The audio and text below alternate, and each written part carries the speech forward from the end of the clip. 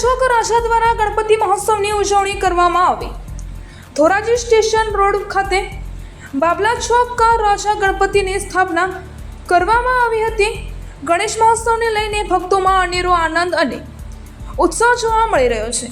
ગણેશ મહોત્સવને લઈને ધોરાજીના વિવિધ સ્થળોએ ભગવાન ગણપતિની સ્થાપના કરવામાં આવેલી છે। ત્યારે આજરોજ બાબલા ચોક રાજા દ્વારા ગણેશજીની મહાઆરતી 56 ભોગનું આયોજન કરવામાં આવ્યું હતું, જેમાં આમંત્રણને માન આપીને ખાસ પધારેલ ધોરાજી ઉપલેટાના ધારાસભ્ય મહેન્દ્રભાઈ પાડલિયા મહાઆરતી કરવામાં આવેલ હતા।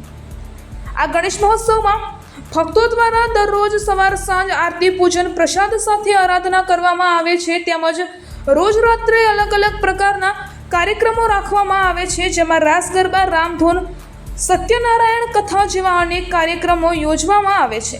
આ પ્રસંગે આતંકી માર્કેટિંગ યાર્ડના ચેરમેન હરકિશનભાઈ માવાણી, જયસુખભાઈ ઠેસિયા, કૌશિકભાઈ વાગડિયા, પિન્ટુભાઈ ત્રિવેદી તેમજ વિવિધ આગેવાનો ઉપસ્થિત રહ્યા હતા। રિપોર્ટર નયનભાઈ રાવરાણી, ધોરાજી। એડવોકેટ હર્ષદ ચાવડા।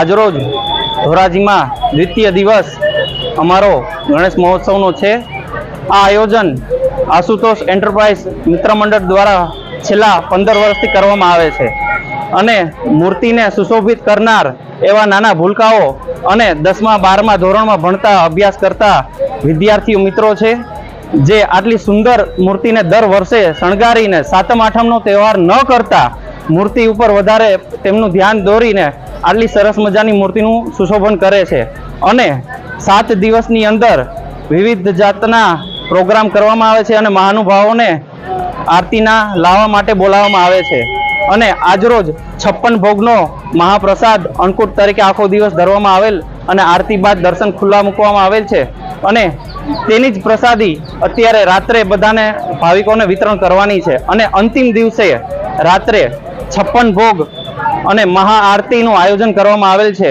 અને જેમાં પણ સરેરાશ 2000 થી 3000 ધોરાજીની જનતા પ્રેમીઓ એક દિવસમાં લાભ લે છે અને આ સફળ આયોજન કરવામાં છેલ્લા 15 વર્ષથી ભોગ આપતા એવા તમામ યુવા મિત્રોને આપ મીડિયા વતી અને ધોરાજીની જનતા વતી હું આ આયોજનના એક કાર્યકર વતી ખૂબ ખૂબ આભાર માનું છું।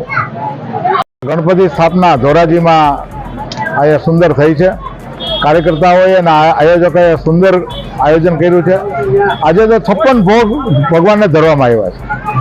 આજે આ બાવળા ચોકના રાજા ગણપતિ દાદાના આરતીનો મને અવસર મળ્યો અને દાદાના ચરણોમાં નતમસ્તક વંદન કરી અને પ્રભુને પ્રાર્થના કરી કે આ ધોરાજી ઉપલેટા અને સમગ્ર દેશના નાગરિકોને સુખાકારી આપે, તમામ પ્રકારના કુદરતી આફતો અને તમામ પ્રકારના વિઘ્નોમાંથી આપણા બધાની રક્ષા કરે અને બધાને રીધિ સીધી અને પ્રગતિ બધાના જીવનમાં થાય એવી ઈશ્વરને પ્રાર્થના કરી અને લોકોમાં અરસપરસ પ્રેમ, સદભાવ અને ભાઈચારાની જે ભાવના છે કાયમ ટકી રહે એવી પ્રભુને અહીંયા પ્રાર્થના કરી છે।